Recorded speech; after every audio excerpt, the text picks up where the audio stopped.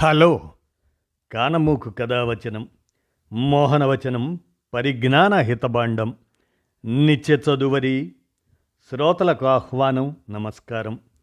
చదవదగునెవరు రాసిన తదుపరి చదివిన వెంటనే మరువక పలువురికి వినిపింపబూనినా అది ఏ పరిజ్ఞాన హితబాండమౌపో మహిళ మోహనవచనమై విరాజిల్లు. పరిజ్ఞాన హితబాండం లక్ష్యం ప్రతివారీ సమాచార హక్కు. ఆ స్ఫూర్తితోనే ఇప్పుడు రాకేష్ భాటియా విరచిత అంశంగా చైనా నీటి ఆయుధం అనేటువంటి అంశాన్ని ఇప్పుడు మీ కానమోకు కథావచన శ్రోతలకు మీ కానమోకు స్వరంలో ఇప్పుడు వినిపిస్తాను, వినండి. చైనా నీటి అదే నేటి ఆయుధం, రాకేష్ భాటియా విరచితం. ఇక వినండి. డ్రాగన్కు డ్యామే ఆయుధం. జగడాల చైనా నీటినే ఆయుధంగా మార్చుకునే పన్నాగం పన్నింది. టిబెట్లో యార్లాంగ్ జాంగ్వో, భారత్లో బ్రహ్మపుత్ర, బంగ్లాదేశ్లో జమునగా పిలిచే నది, వీటిపై ప్రపంచంలోనే అత్యంత భారీ జల విద్యుత్ ప్రాజెక్టును నిర్మించేందుకు చైనా సిద్ధమవుతుంది. $137 బిలియన్ పైగా అంచనా వ్యయంతో ప్రతిపాదించిన ఈ డ్యామ్ ఇండియా బంగ్లాదేశ్లకు ఆందోళన కలిగిస్తుంది. పునరుత్పాదక వనరుల ద్వారా 2060 నాటికి కర్బన తటస్థత సాధించాలన్న చైనా లక్ష్యంలో భాగంగా ఈ డ్యామును చేపడుతున్నారు. దీని ద్వారా ఏటా 300 బిలియన్ కిలోవాట్ అవర్స్ విద్యుత్తును ఉత్పత్తి చేయాలన్నది లక్ష్యం.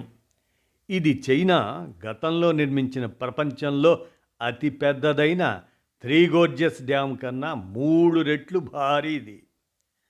బ్రహ్మపుత్ర నది గ్రేట్ బెండ్గా పిలిచే భారీ వంపు ప్రాంతంలో 2000 మీటర్ల దిగువకు ప్రవహిస్తుంది. స్వల్ప దూరంలో నిటారుగా పడటం వల్ల అక్కడ జల విద్యుత్ ఉత్పత్తికి అవకాశాలున్నాయి. డ్యామ్ నిర్మాణ ప్రాంతం ఇండియన్, యూరోపియన్ టెక్టోనిక్ ప్లేట్ల సరిహద్దులపై ఉంది. భారీ డ్యామ్ నిర్మాణం వల్ల ఇక్కడి భౌగోళిక ప్రదేశానికి, పర్యావరణానికి తీరని నష్టం కలగవచ్చు. జీవ వైవిధ్యానికి ఎంతగానో పేరొందిన టిబెట్ పీఠభూమి జీవావరణ వ్యవస్థను మరింతగా దెబ్బతీసే ప్రమాదము ఉంది.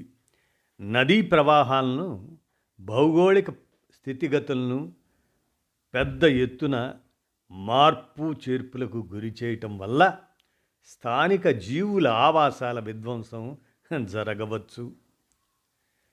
ప్రతిపాదిత డ్యామ్ దిగువ ప్రాంతంలో నీటి ప్రవాహంపై ప్రభావం చూపబోతుందంటూ చైనా నమ్మబలికేందుకు యత్నించింది.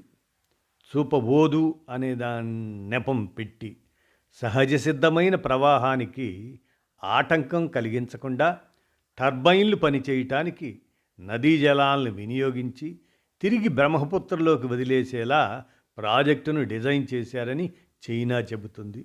అందువల్ల జీవావరణానికి, నీటి ప్రవాహాలకు పెద్దగా సమస్యలేమీ ఉండబోవు అంటుంది. మెకాంగ్ నదిపై చైనా నిర్మించిన డ్యాములు పర్యావరణ విధ్వంసం, జల ప్రవాహాల క్షీణతకు కారణం కావటమే కాకుండా దిగువ ప్రాంతాల్లో లక్షల మంది జీవనోపాధిని దెబ్బతీశాయి.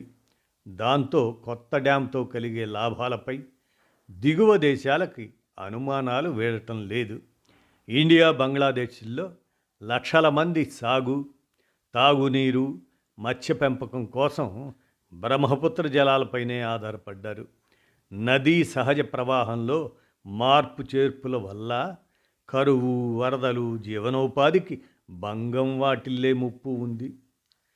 భారత్, బంగ్లాదేశ్లకు చైనాతో నీటి పంపకానికి ఒప్పందాలు ఏమీ లేవు. మరి అలాంటి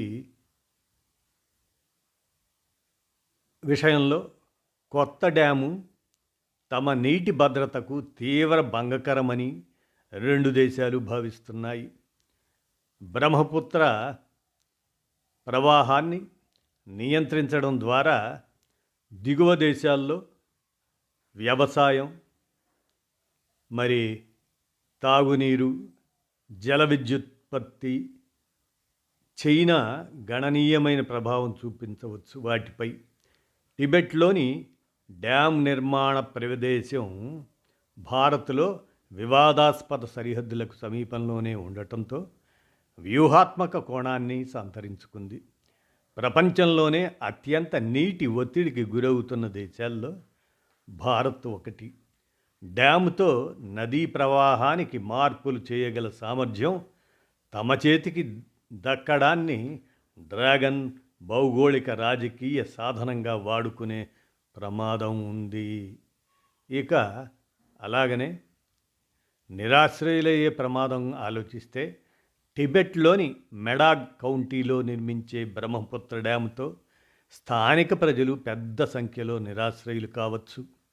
13 లక్షలకు పైగా ప్రజలను నిరాశ్రయులను చేసిన త్రీ గోర్జెస్ డ్యాంతో పోలిస్తే దీని ప్రభావము అదే స్థాయిలో కానీ అంతకన్నా ఎక్కువగా కానీ ఉండవచ్చు.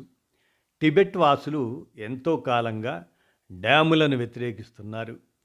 చైనా తమను కష్టనష్టాల పాలు చేస్తూ తాను లబ్ధి పొందబోతుందని ఆరోపిస్తున్నారు. డ్యాము నిర్మాణంతో బౌద్ధారామాలు, ప్రాచీన గ్రామాలు, పవిత్ర ప్రాంతాలు నీట మునిగే ప్రమాదం ఉందని ఆరోపిస్తున్నారు. ఇలాంటి సాంస్కృతిక విధ్వంసం టిబెట్ వాసులకు చైనాకు మరింతగా దూరం చేయవచ్చు. చైనాలో చేపట్టిన ఒక అధ్యయనం ప్రకారం బ్రహ్మపుత్రపై భారీ డ్యామును సమన్వయం, సహకారాలతో నిర్వహిస్తే ఎండాకాలంలో సైతం జలప్రవాహాలు పెరిగి నదీ తీర దేశాలన్నింటికీ ప్రయోజనం కలుగుతుంది. అయితే ఆయా దేశాల మధ్య నమ్మకం లోపించడం వల్ల సమన్వయ సాధన కుదరకపోవచ్చు.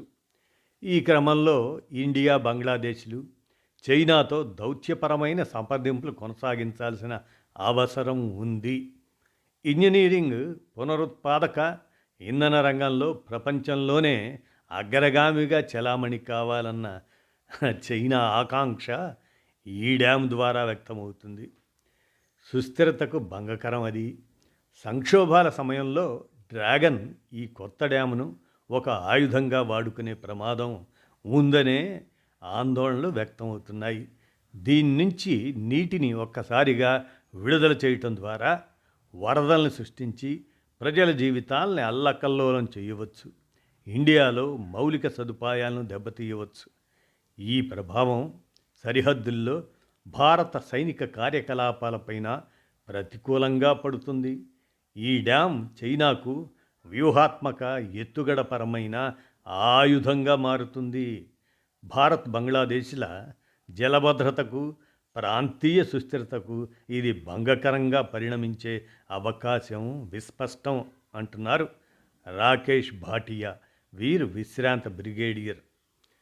వీరు అందజేసినటువంటి చైనా నీటి ఆయుధం అనేటువంటి అంశాన్ని ప్రపంచ జ్ఞాన సమాచారంగా మన కానమోకు కథావచనం శ్రోతలకు మీ కానమోకు స్వరంలో వినిపించాను. విన్నారుగా? ధన్యవాదాలు.